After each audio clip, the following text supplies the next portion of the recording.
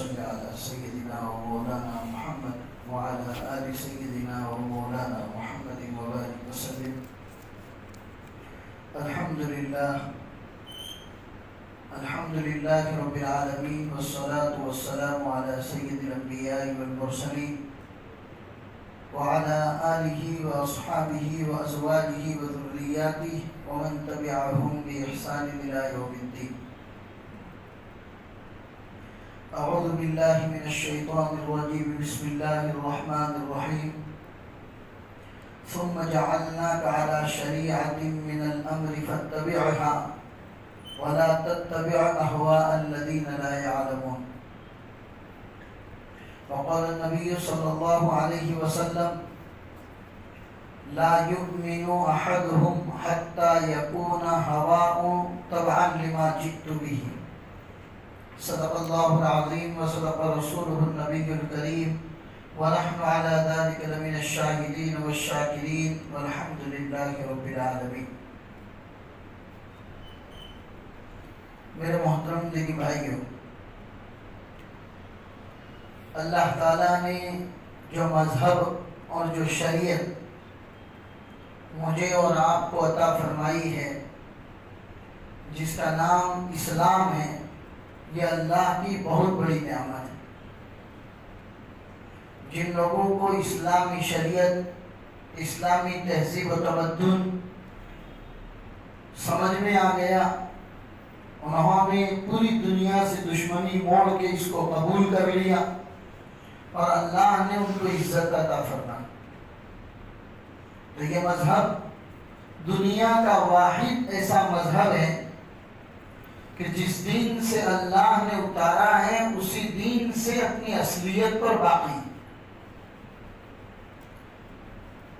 اس مذہب کو چھوڑ کر دنیا کے جتنے مذاہب ہیں وہ کہیں نہ کہیں کسی انسان کی طرف سے پیدا کردہ ہیں، کسی انسان نے بنائے ہیں، یا کسی دھرم کے ماننے والوں میں کوئی مہاپرش اگر گزرا ہے تو بس اسی کی باتوں کو، اسی کے عقیدے کو لوگوں نے دھرم بنا لیا اور مذہب بنا لیا. دنیا کا اکیلا اگر کوئی مذہب ہے جو اپنی اصلیت پر قائم ہے، جیسے اللہ نے اتارا ہے اسی کے اوپر اگر وہ قائم ہے تو وہ مذہب اسلام ہے. اللہ کا شکر ادا کرے کہ اللہ نے مجھے اور آپ کو اس مذہب کے پیروکار لوگوں میں بنایا. ہماری پرورش، ہماری پیدائش اسی مذہب کے اندر ہوئی. جب ہم نے آنکھیں کھولی تو مذہب اسلام میں اور اسلامی گھرانے کے اندر ہم نے آنکھیں کھولی. یہ اللہ کا بہت بڑا کرم ہے. آج دنیا میں کتنے ایسے لوگ ہیں کہ جن کو اسلام کی حقانیت سمجھ میں آ گئی ہے، لیکن کیا کریں، معاشرہ اجازت نہیں دیتا، رشتہ داری اجازت نہیں دیتی اپنے پرانے مذہب کو چھوڑنے کی. سمجھتے ہیں، یقین بھی رکھتے ہیں کہ کامیابی اگر ہے تو اسلام میں ہے، اسلام کے علاوہ کسی اور مذہب میں کامیابی ہے ہی نہیں. سب کچھ جانتے ہیں، قبول کرنا بھی چاہتے ہیں، لیکن کوئی راستہ نہیں ہے ان کے پاس. کہیں رشتہ داری آڑے آتی ہے، کہیں سماج آڑے آتا ہے کہ سماج کو کیا منہ دکھائیں گے وغیرہ وغیرہ. تو پتہ چلا میرے بھائیوں، اللہ نے مجھے اور آپ کو اس مذہب کے اندر پیدا کیا. جب سے آنکھیں کھولی، ایک اسلامی ماحول کے اندر آنکھیں کھولی ہیں. اسلام جیسا عظیم دین اور مذہب اسلام جیسے عظیم شریعت اللہ نے مجھے اور آپ کو عطا فرمائی ہے. لہذا ہماری بھی ذمہ داری ہے کہ ہم اس کی قدر کریں. ورنہ اسلام کی تاریخ کو دیکھیے میرے بھائیوں، جن حالات میں، جن پریشانیوں کے اندر اسلام پنپا ہے، اسلام وجود میں آیا ہے، نبی پاک صلی اللہ علیہ وسلم، محمد رسول اللہ صلی اللہ علیہ وسلم نے جن حالات میں اسلام کی تبلیغ کی ہے، لوگوں کو اسلام کی حقانیت اور معنویت کو سمجھایا ہے، اگر کوئی دوسرا مذہب ہوتا تو کبھی سے وہ ختم ہو چکا ہوتا، نسیہ منسیہ ہو چکا ہوتا، اس کا نام و نشان مٹ چکا ہوتا۔ یہ اسلام تھا۔ ہر طرف سے دنیا کی تمام کوششیں اس کو نیست و نابود کرنے کے پیچھے لگ گئی، یہاں تک کہ محمد رسول اللہ صلی اللہ علیہ وسلم کو اپنا پیارا وطن مکہ المکرمہ چھوڑنا پڑا۔ مدینہ المنورہ تشریف لے گئے، مدینہ جا کر بھی مکہ والوں نے آپ کو چین سے بیٹھنے نہیں دیا، حملے کرتے رہے، کبھی جنگ بدر تو کبھی جنگ احد، کبھی غزوہ خندق، الگ الگ جنگیں ہوتی رہی، اٹیک کرتے رہے، حملے کرتے رہے، بس ارادہ یہی تھا کہ کسی نہ کسی طریقے سے اسلام کو ختم کر دیا جائے، نعوذ باللہ۔ چنانچہ ایک وقت ایسا بھی آیا کہ تمام مذاہب کے لوگ جمع ہو گئے، مشرکین مکہ نے تمام یہود اور تمام نصارہ کو تیار کیا اور کہا کہ تم لوگ اپنی اپنی فوج، اپنی اپنی بٹالین لے کر آؤ، ہم ایک ساتھ مدینہ کے اوپر حملہ کر دیتے ہیں، نہ رہے گا باس، نہ بجے گی بانسری، نعوذ باللہ محمد ہی کو ختم کر دیتے ہیں تاکہ ان کا دین ہی ختم ہو جائے۔ چنانچہ وہ دین آسان نہیں تھے، پورا مدینہ اور ایک مدینہ ہے، اس کے قریب میں کوئی ان کا سپورٹ کرنے والا نہیں، مشرکین مکہ 500 کلومیٹر سے دور سے آ کر، اور تمام یہود، تمام نصارہ جو خیبر وغیرہ کے علاقوں میں رہتے تھے، سب کو تیار کر کے ایک مرتبہ دھاوا بول لیا انہوں نے کہ مدینہ کو ہی ختم کر دیتے۔ لیکن کیا ہوا؟ جو محمد کو اور محمد کے ماننے والوں کو ختم کرنے آئے تھے، اللہ نے انہی کو ہی نیست و نابود کر دی۔ پوری تیاری کے ساتھ آئے تھے، ہتھیاروں کی تیاری، تیز تلوار، گھوڑے اور تمام چیزیں جو ایک جنگ میں ضروری ہوتی ہیں، وہ تمام چیزیں لے کر آئے تھے، لیکن اللہ کا کرنا ایسا ہوا، تمام کی تمام فوجیں اپنے اپنے علاقوں میں ہیں، اللہ نے ایک تیز آندھی ایسی چلائی کہ ان لوگوں کے تمام ساز و سامان اڑ گئے، تمام کے تمام فوجیں ایک دوسرے کے اندر گڑ ہو گئی، اور وہیں سے بھاگنے کو ہی انہوں نے اپنے اندر پناہ سمجھی۔ اللہ نے تیز ہوا بھی چلائی، ٹھنڈی بھی ان کے اوپر ایسی مبتلا کر دی کہ انہوں نے پورے مدینہ کو خالی کر دی۔ تو اسلام جن حالات میں اسلام کا پودا پھیلا ہے، اگر کوئی دوسرا مذہب ہوتا تو وہ کب سے ہی ختم ہو چکا ہوتا۔ اس کے بعد بھی یہ سلسلہ رہا، اس کے بعد بھی سلطان صلاح الدین ایوبی کے زمانے میں بیت المقدس، جس کو آج یروشلم کہتے ہیں، مسجد اقصی، کیونکہ یہ مسلمانوں کی ایک ایسی بنیادی جگہ تھی، نور الدین زنگی اور سلطان صلاح الدین ایوبی یہ پورے اسلامی تاریخ کے ایسے عظیم سپہ سالار تھے کہ کوئی ان کا مقابلہ نہیں کر سکتا۔ چنانچہ پوری دنیا یہودیت اور عیسائیت ایک ساتھ جمع ہو گئے اور کہا کہ آج تو قصہ ہی ختم کر دیتے سلطان صلاح الدین ایوبی کا۔ وہ کیا قصہ ختم کرتے؟ سلطان صلاح الدین ایوبی کا رعب اللہ نے ایسا ان کے دلوں میں بٹھا دیا کہ اللہ نے بیت المقدس کو فتح بھی اگر کروایا تو سلطان صلاح الدین ایوبی کے ہاتھوں پہ فتح کروایا۔ تو ایسے مختلف ادوار آئے ہیں، اسٹیپ بائی اسٹیپ اگر آپ اسلام کا مطالعہ کریں گے تو آپ کو پتا چلے گا، ایک مرتبہ نہیں کئی مرتبہ اسلام کی حقانیت، مذہب اسلام کی جو اوریجنل جو اسلام ہے اور اسلام کی معنویت ہے، اس کو ختم کرنے کی بہت سی کوششیں کی گئی، لیکن اللہ نے ہر مرتبہ اس کو ناکام کر دیا۔ کیونکہ اس سے پہلے، اسلام سے پہلے جتنے بھی مذاہب آئے ہیں، حضرت موسیٰ کی شریعت آئی، حضرت عیسیٰ کی شریعت آئی، حضرت داؤد علیہ السلام کی شریعت آئی، حضرت ابراہیم علیہ السلام کی شریعتیں آئی، مختلف شریعتیں آئی، اللہ نے کسی شریعت کی حفاظت کا وعدہ اللہ نے نہیں کیا تھا۔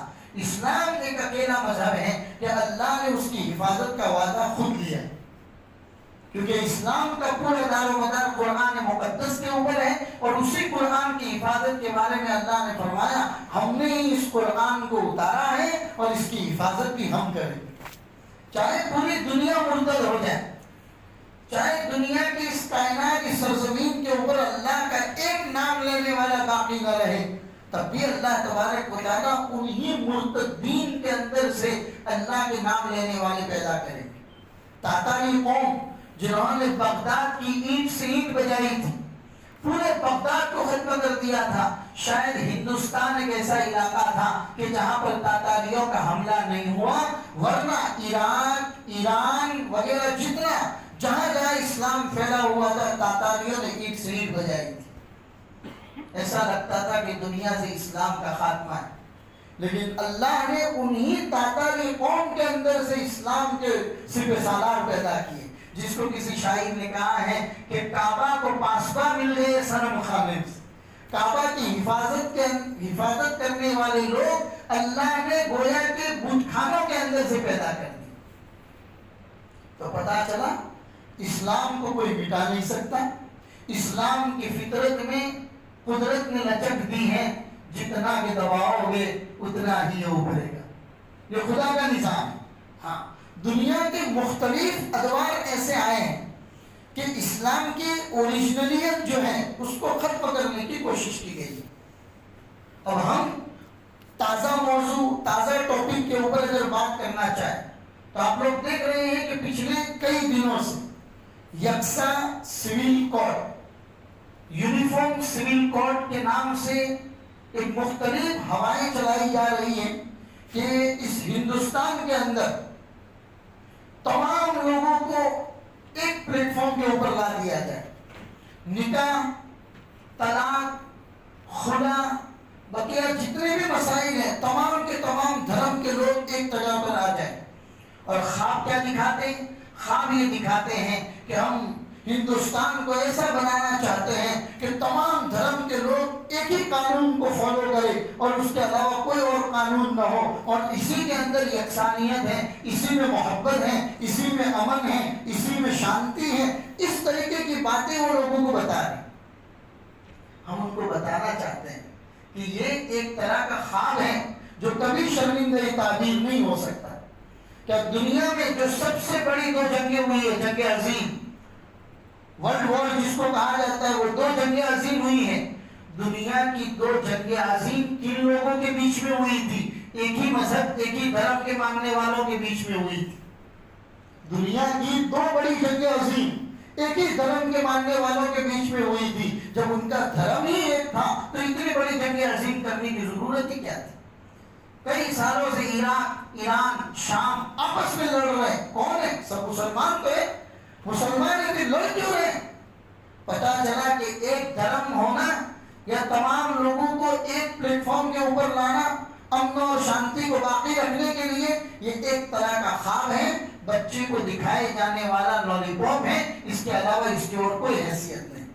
باغ وہی اچھا لگتا ہے کہ جس میں مختلف قسم کے پھول ہو، کہیں موگرا ہو تو کہیں گلاب ہو، کہیں چمیلی ہو، مختلف قسم کے پھول ہو تو وہ باغ اچھا لگتا ہے۔ ایک کھیت جو صرف موگرے کا بنا ہوا ہو تو اس کو آپ کھیت تو کہہ سکتے ہیں، باغ آپ اس کو نہیں کہہ سکتے۔ ہندوستان ایک عظیم ملک ہے جس کے اندر مختلف مذاہب کے ماننے والے لوگ برسوں سے رہ رہے ہیں، آج سے نہیں، برسوں سے مختلف مذاہب کو ماننے والے لوگ رہتے ہیں۔ اسی لیے تو یہ دنیا کی سب سے بڑی ڈیموکریسی کنٹری کہا جاتا ہے۔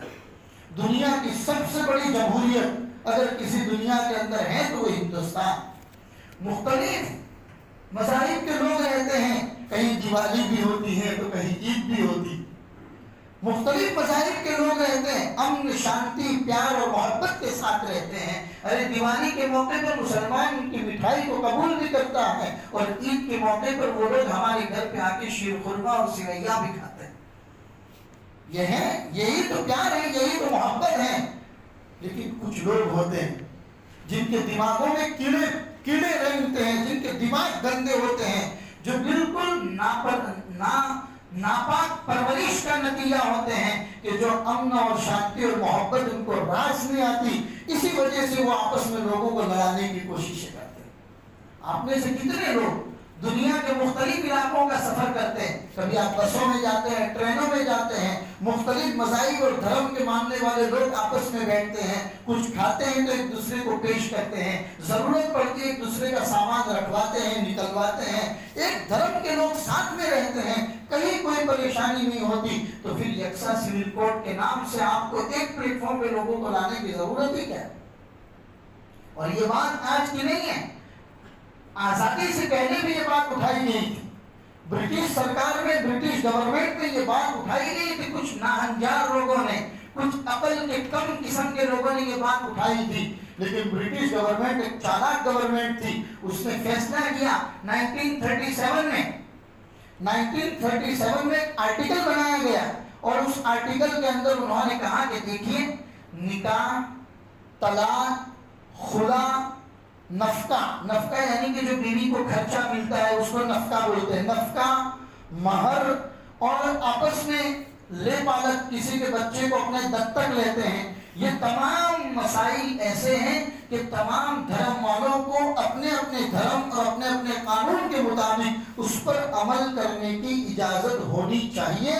یہ قانون 1937 کے اندر برٹش سرکار نے بنایا تھا، اور صاف کہہ دیا تھا کہ اس کے اندر کسی قسم کی مداخلت کی اجازت نہ دی جائے۔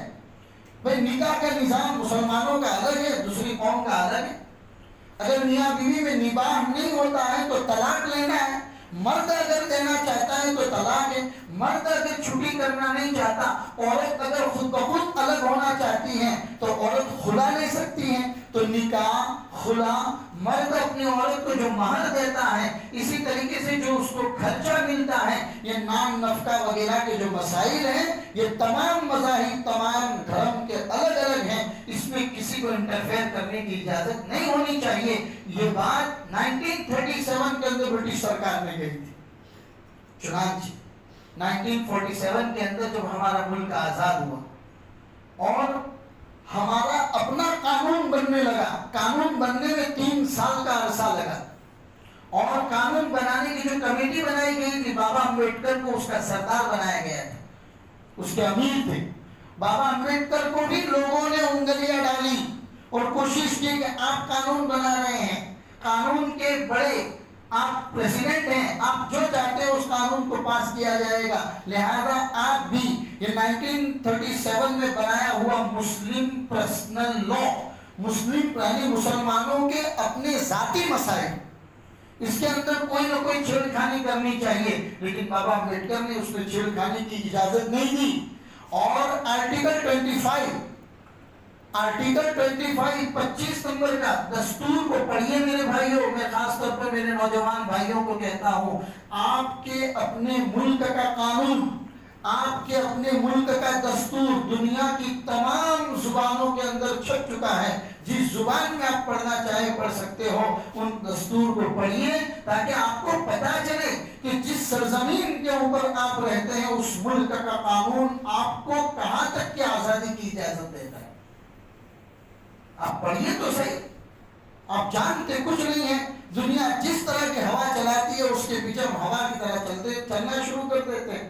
آرٹیکل 25 جب بنایا گیا اس میں خاص طور پر نام لے کر بیان کیا گیا تھا، نکاح، طلاق، خلا، نان نفقہ، مہر، خزانت اور آئینی مسائل کے اندر مسلمانوں کا یہ پرسنل لا ہے، اس میں حکومت کبھی بھی کوئی مداخلت نہیں کرے گی۔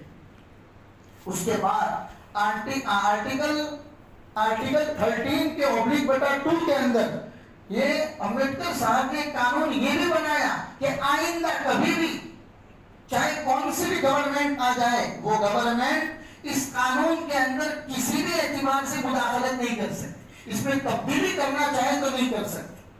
آج کل جو ہوا چلی ہے نا یکساں سول کوڈ کے نام پہ، میں انتہائی سادہ اور آسان بھاشا میں آپ کو یہ بتانا چاہتا ہوں کہ آپ کو قرآن نے جو آزادی دی ہے نکاح کے مسائل میں، طلاق کے مسائل میں، اور اپنے پرسنل جو مسلمانوں کے مسائل ہیں اس میں جو اسلام اور قرآن نے آزادی دی ہے، یکساں سول کوڈ کے نام پر وہ آزادی آپ سے چھیننا چاہتے ہیں، ڈائریکٹلی یا انڈائریکٹلی، گویا کہ یہ قرآن کے بتائے ہوئے قانون پر اٹیک کرنا چاہتے ہیں۔ کہ میں نے آپ کو سادہ زبان میں بتا دیا. کتنے ہمارے بھائیوں کو پتا ہی نہیں مول صاحب کیا ہے, ہم کو یہ سینٹینس سمجھ میں نہیں آتا, سول کوڈ کیا ہے, یہ سول کوڈ کے نام پر کیا کہا جا رہا ہے, کس طرح کی ہوائیں اڑائی جا رہی. تو میرے بھائیوں آسان زبان میں آپ کو بتا دیا کہ ہم مسلمان ہیں, اسلام ہمارا مذہب اور ہمارا دھرم ہے, ہماری پوری زندگی اسلام اور قرآن کے بتائے ہوئے قانون کے مطابق گزرتی ہیں. ہم اپنی گردن ایک کیا دسیوں بھی گردن اگر ہو جائے ہم کٹوانا ضرور قبول کر لیں گے, لیکن اسلام اور قرآن کے قانون کے اندر اگر کوئی انٹرفیئر کرتا ہے, مداخلت کرتا ہے, کوئی ہمیں یہ کہے کہ نکاح ایسے کرو جیسے ہم کہتے ہیں, نعوذ باللہ قرآن کے مطابق نہیں, کوئی ہمیں یوں کہے کہ تم اپنی بیوی کو طلاق یا خلا کا مسئلہ ایسے کرو جیسے ہم کہتے ہیں, قرآن کے مطابق نہیں, کوئی آ کے ہمیں یہ سکھائے کہ تم اپنی بیوی کو خرچہ ایسے دو جیسے ہم کہتے ہیں, قرآن کے مطابق نہیں, تمہیں کسی کا بیٹا اگر دستک لینا ہے یا آپ کی وراثت کے آپس کے جو مسائل ہیں وہ ایسی وراثت تقسیم کرو جیسے ہم کہتے ہیں, قرآن اور شریعت کے مطابق نہیں. ایسے لوگوں کو ہم لاٹ مارتے ہیں, ان کے منہ پہ تھوکتے ہیں, ہم ان کے لیے لعنت کی بد دعائیں کرتے ہیں. ہم قرآن کے اندر کبھی بھی مداخلت کو برداشت نہیں کر سکتے. آپ کا یکساں سول کوڈ کے نام پہ لالی پاپ دکھانا یہ گویا کہ قرآن میں مداخلت ہے, اور قرآن تو ہے ہی ہے, ہمارے ملک کا قانون ہے وہ بھی آپ کو اجازت نہیں دیتا. اور آپ کا کام کیا ہے, ارے آپ پرائم منسٹر ہو, آپ ہوم منسٹر ہو, آپ کا کام جو ہے وزیر داخلہ, وزیر خارجہ, آپ وہ کام کیا کرو. آپ کو کسی کے مذہبی معاملات میں انٹرفیئر ہونے کی اجازت کون دیتا ہے؟ کون کہتا ہے کہ آپ ہمارے مذہبی معاملات میں مداخلت کرو؟ لہذا میرے بھائیوں اپنے آئینی مسائل, کوٹنبک مسائل جس کو بولتے ہیں, ہمارے آپس کے خاندان کے جو مسائل ہوتے ہیں جس کو شریعت ہمیں سکھاتی ہے, نکاح کیسے کرنا ہے, طلاق کیسے ہے, خلا کیسے ہے, خرچہ کس طریقے سے دینا ہے, باپ کے مرنے کے بعد جو وراثت تقسیم ہوتی ہے وہ وراثت کیسے تقسیم ہوگی, یہ تمام مسائل ہمارے پرسنل ہیں. اسی لیے اس کا نام ہے مسلم پرسنل لا, اسی کا نام ہے مسلم پرسنل لا. یہ ہمارے آپس کے مسائل ہیں, اس میں ہم فیصلہ قرآن اور حدیث اور شریعت کے مطابق کریں گے, دنیا کے کسی لا کے مطابق نہیں کریں گے. اور یہ بات ہمارے ہندوستان کے لا کمیشن جانتی ہے, اسی لیے تو انہوں نے لا کمیشن نے تمام مذاہب کے لوگوں سے ان کی رائے معلوم کی.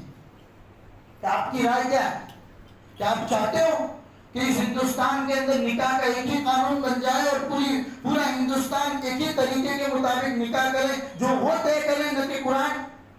کیا آپ چاہتے ہو کہ نان نفقہ اور آپ کے جو مسائل ہیں وہ طے کرے نہ کہ قرآن؟ ظاہر سی بات ہے ہم نہیں چاہتے. ہم اس طرح کے ہمارے مسلم پرسنل لا میں کوئی انٹرفیئر کرتا ہے یا یکساں سول کوڈ کے نام پہ لوگوں کو اچھا خواب دکھانے کی کوشش کرتا ہے, ایسے تمام چیزوں کو ہم نو کہتے ہیں. بس اسی لیے یہ مہم چلائی گئی ہے. لا کمیشن نے پورے ہندوستان کے اندر لوگوں سے پرسنل رائے معلوم کی. میرے بھائیوں تقریباً 23% کے قریب ہم لوگ اس ملک کے اندر ہیں. سرکاری آنکڑا نہیں کہتا ہوں, میں اپنا آنکڑا بتاتا ہوں. 23% کے قریب ہم لوگ رہتے ہیں. سکھ برادری اس ملک میں 2% ہے, لیکن دیکھیے کہ ان کی تیاریاں کیا کیا ہے. اسی طریقے سے جن کو آدیواسی سماج بولتے ہیں, جو ملک کے اندر مختلف صوبوں میں, خاص طور پر جو 7 صوبے ہیں, میزورم, ناگالینڈ, منی پور وغیرہ کے اندر یہ لوگ 50% سے بھی اوپر ہے. لکشادیپ وغیرہ کے اندر مسلمان آدیواسی 95% 95% کے قریب وہ لوگ ہیں. پورے ملک کا اگر تخمینہ لگایا جائے تو آدیواسی سماج 65% بیٹھتا ہے. ان لوگوں نے کتنی تیاریاں کی ہیں, بڑی بڑی مہاریلی انہوں نے نکالنے کا ارادہ کیا ہے اور کہا ہے کہ ایسے اس طرح کے سول کوڈ کو ہم لاٹ مارتے ہیں, منع کرتے ہیں کہ ایسا سول کوڈ ہمارے اوپر نافذ نہ کیا جائے. اگر غفلت کی نیند کوئی سو رہا ہے تو ہم سو رہے. ہم آپ کو یہ نہیں کہتے ہیں کہ آپ کو ریلیاں نکالنی, بس لا کمیشن کو آپ میں سے ہر ایک آدمی کو اپنا پرسنل میسج بھیجنا ہے کہ ہم اس طرح کی یکساں سول کوڈ کو منع کرتے ہیں, ہم اسے قبول نہیں کرتے. ہم ہمارے آئینی مسائل میں, ہمارے مذہبی معاملات کے اندر کسی قسم کی مداخلت کو برداشت نہیں کریں گے.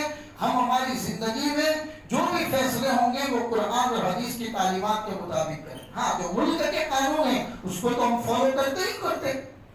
ہمارے جو مذہبی معاملات ہیں اس میں آپ کو انٹرفیئر کرنے کی اجازت نہیں ہے. ہمارے لیے قرآن اور محمد رسول اللہ صلی اللہ علیہ وسلم کی شریعت اور آپ کی بات آخری فیصلہ ہے، اس کے اوپر کوئی فیصلہ نہیں. اس کے لیے میں نے آپ کو بتایا تھا کہ ہم نے کتنے لوگوں کو اس کی لنک بھی بھیجی تھی. اس لنک کے اوپر جا کر بڑی آسانی کے ساتھ اس لنک کو آپ ٹچ کریں گے تو آپ کے پاس 3 آپشن آئیں گے، اردو، ہندی اور انگلش کے. اس میں سے جو آپشن آپ کو لینا ہو اس آپشن کو لیجئے. جیسے ہی آپ اس کے اوپر کلک کریں گے تو پورا ایک لیٹر تیار ہے، جس لیٹر میں لکھا ہوا ہے کہ آپ یکساں سول کوڈ کو نکارتے ہیں، قبول نہیں کرتے. بس اسی جگہ کے اوپر آپ کو اپنا نام لکھ دینا ہے. جیسے آپ نام لکھیں گے تو پورا لیٹر کے نیچے آپ کا نام آ جائے گا. بس آپ کو لا کمیشن کے ای میل کے اوپر جا کے اس کو سینڈ کر دینا ہے. اور اس کے لیے بڑی سہولت ہم نے یہ بھی کر دی ہے کہ مسلم پرسنہ نے اس کا QR بارکوڈ بنایا ہے.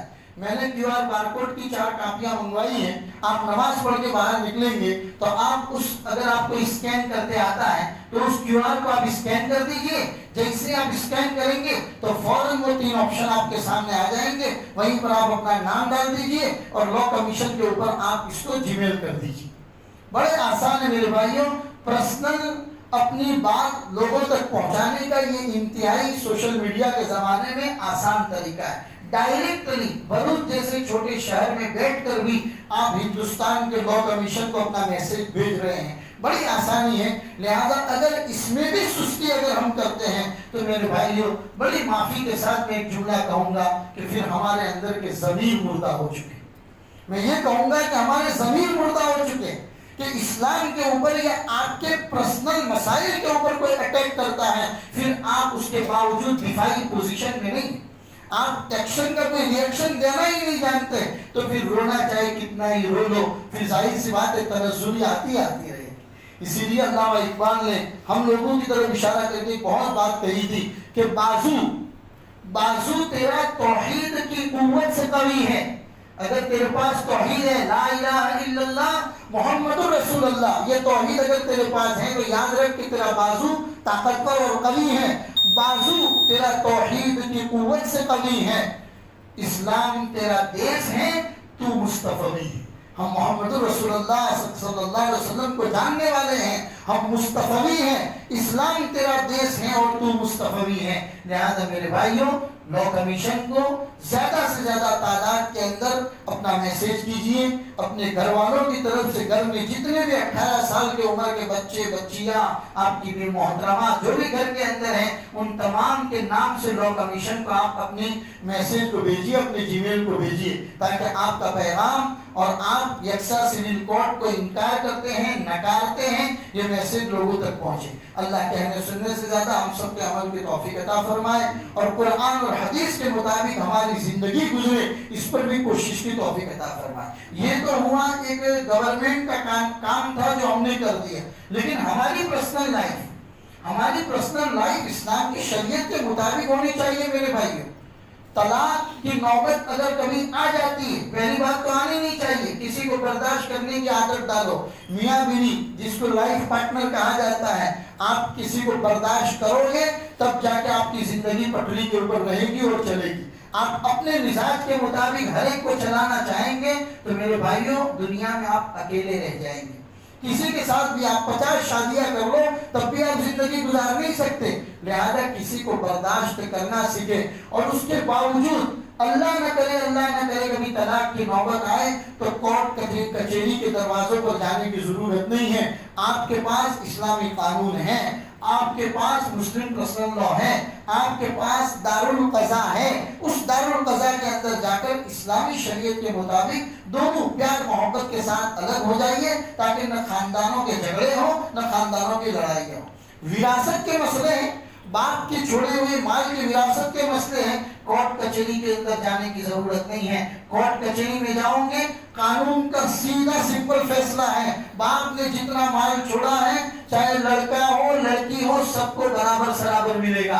اسلام ایسا نہیں کہتا. اسلام لڑکے کو 2 حصہ دیتا ہے، لڑکی کو 1 حصہ دیتا ہے. لہذا آپ دارالقضاء کے اندر جائیے، مفتیان کرام کے پاس جائیے، مدارس کے اندر فری سروس آپ کے لیے اویلیبل ہیں، وہاں پر جا کر اپنی آئلی مسائل، اندرونی مسائل کے فیصلے کروائیے، کورٹ کچہری کے اوپر جا کر مت کروائیے۔ اللہ تبارک و تعالیٰ ان تمام باتوں پر عمل کی توفیق عطا فرمائے اور ہم سب کو اپنی زندگی اسلام، شریعت، محمد رسول اللہ کے بتائے ہوئے طریقے کے مطابق گزارنے کی توفیق عطا فرمائے۔ وصلی اللہ علی النبی الکریم وعلی آلہ واصحابہ اجمعین برحمتک یا